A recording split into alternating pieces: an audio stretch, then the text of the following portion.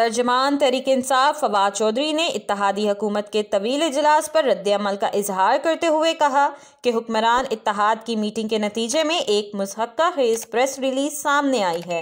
उन्होंने समाजी राब्ते की वेबसाइट ट्विटर पर ट्वीट करते हुए कहा कि दिमी पार्लिमान का मुश्तरका इजलास बुलाकर अवाम के हकूक़ को पामाल करने की कोशिश जारी है। मुल्क में आइन को ख़त्म करके एक ऐसा ग्रुप मुसल्लत कर दिया गया है जिसकी अवाम में कोई हैसियत नहीं।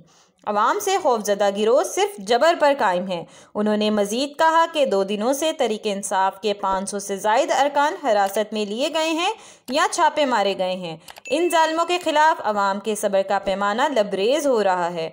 आखिरी धक्के के लिए तैयारी कर लें। अगर इमरान खान या तहरीक-ए-इंसाफ पर पाबंदी लगाने की कोशिश हुई तो ऐसा रद्द-ए-अमल आएगा कि आप सोच भी नहीं सकते। ख्याल रहे कि वफाकी हुकूमत की जानिब से तहरीक-ए-इंसाफ पर पाबंदी लगाने पर गौर शुरू कर दिया गया है।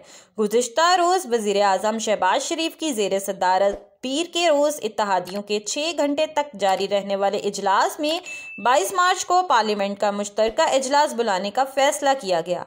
पार्लियामेंट के मुश्तरका इजलास में रियासती अमलदारी को यकीनी बनाने के लिए अहम फैसले होंगे, जबकि दुनिया न्यूज़ के मुताबिक वज़ीर-ए-आज़म शहबाज शरीफ की ज़ेर सदारत सियासी और कौमी अमूर पर इजलास हुआ। इजलास में लाहौर और इस्लामाबाद में PTI कारकुनान की पुरतशद्दुद कार्रवाइयों पर भी ब्रीफिंग दी गई। इजलास में CCPO लाहौर ने ब्रीफिंग दी। इजलास में सियासी रहनुमाओं ने मसाइल से निमटने के लिए मुख्तलिफ तजावीज़ पेश की। शुरा इजलास ने इमरान खान के खिलाफ 2 टोक पॉलिसी अपनाने की तजवीज़ पेश की। हुकूमती रुत की अमलदारी के लिए इमरान खान को कानून के कटहरे में लाना होगा। कानून जब सबके लिए बराबर है तो इमरान खान को क्यों बालातर है। इजलास में पंजाब और खैबर पख्तूनख्वा में इंतखाबात की सूरत हाल का भी जायज़ा लिया गया।